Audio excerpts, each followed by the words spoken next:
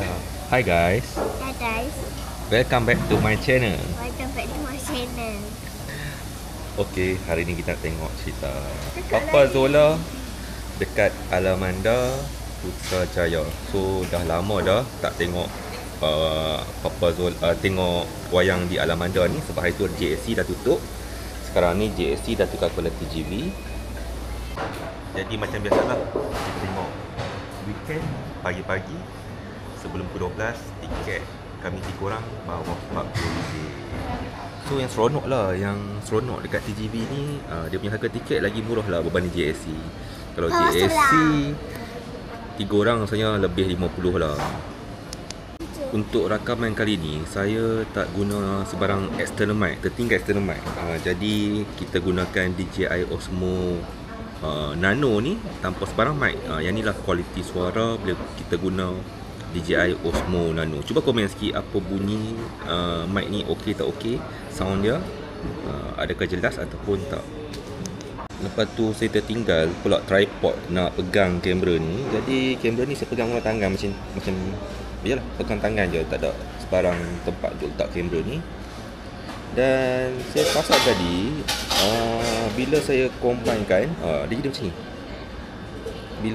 Bila screen tu kita dah rakam, dia gelap macam ni. Saya rasa ni software update hari tu lah jadi macam ni. Saya pun kena godek-godek tengok kamera ni kenapa dia tak keluar viewfinder. Patutnya kamera ni dia boleh tengok viewfinder, sekarang ni dia padam pula. Tadi saya try godek-godek pun tak jumpa dia setting lagi.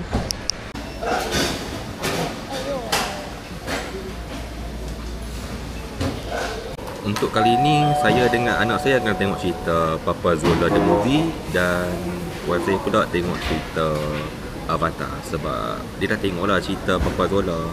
So tinggal saya dengan anak je boleh tengok. Hai, selamat datang.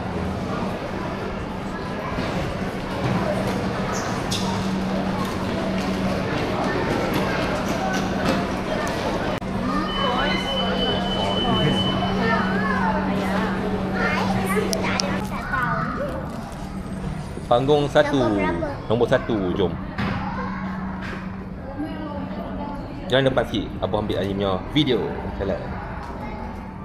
Jom, call sikit.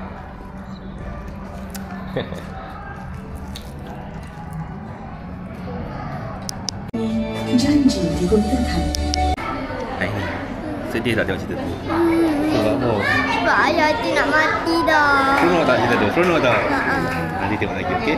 Tengok sikit. Tapi nak ada bawa poin yang theater pula. Jom nanti kita tengok boleh? Okey. Okey lah, enjoy lah tengok. Nak nangis Cerita apa tadi? Cerita apa tadi? Cerita apa tadi? Papa Zola. Papa Zola. Okey lah, seronok lah, enjoy. Bawa anak pun enjoy. Nanti nak mati. So saya rasa sampai situ je saya boleh bagi 4/5 bintang lah untuk cerita tu. Cerita untuk bawa family sangat-sangat sesuai.